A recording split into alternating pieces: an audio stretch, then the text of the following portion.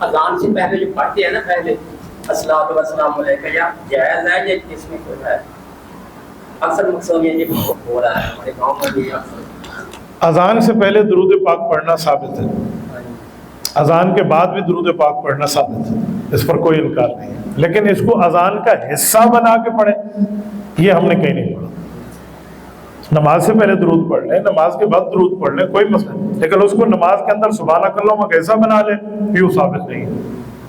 نماز اذان کے ساتھ درود پاک کوئی مسئلہ نہیں، حضرت بلال جب اذان دیتے حضور علیہ السلام تشریف لاتے تو درود پڑھ لیتے، لیکن اس کو اذان کا حصہ بنائے کہ جو پڑھے تو وہ نیکی کر رہا ہے، جو نہ پڑھے وہ گناہ کر رہا ہے۔ یہ کام حضور نے حضرت بلال کو نہیں سکھایا تھا۔ اذان 15 الفاظ پر مشتمل ہے، اللہ اکبر سے شروع ہے، لا الہ الا اللہ پہ ختم۔ ادھر ہم محمد الرسول اللہ بھی نہیں بڑھا سکتے، حالانکہ حضور اللہ کے رسول ہیں، جو نہ مانے وہ بے ایمان، لیکن بڑھا نہیں سکتے کہ حضور نے نہیں سکھایا۔ تو درود پاک جو ہے وہ اذان سے پہلے پڑھا جاتا ہے تو آپ پڑھ لیں، لیکن اس کو اذان کا حصہ نہ بنائیں۔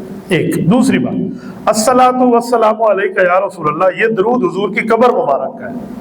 جب اللہ تعالیٰ آپ کو مدینہ طیبہ لے جائے، آپ سرکار کی قبر مبارک پہ جائیں، ادھر درود پڑھنے کی توفیق ہو تو ادھر درود پڑھیں، الصلاۃ والسلام علیک یا رسول اللہ، آپ درود پڑھیں، کوئی اعتراض نہیں ہے، کیونکہ ہمارا عقیدہ اور نظریہ ہے کہ نبی علیہ السلام قبر مبارک کے قریب سے سلام سنتے ہیں اور مسلمان کو اس کا جواب بھی عطا فرماتے ہیں۔ نبی پاک صلی اللہ علیہ وسلم کو وہاں سلام پڑھیں، لیکن یہ آپ اس کو اذان کا حصہ بنا دیں، یہ لفظ اذان کا حصہ نہیں ہے۔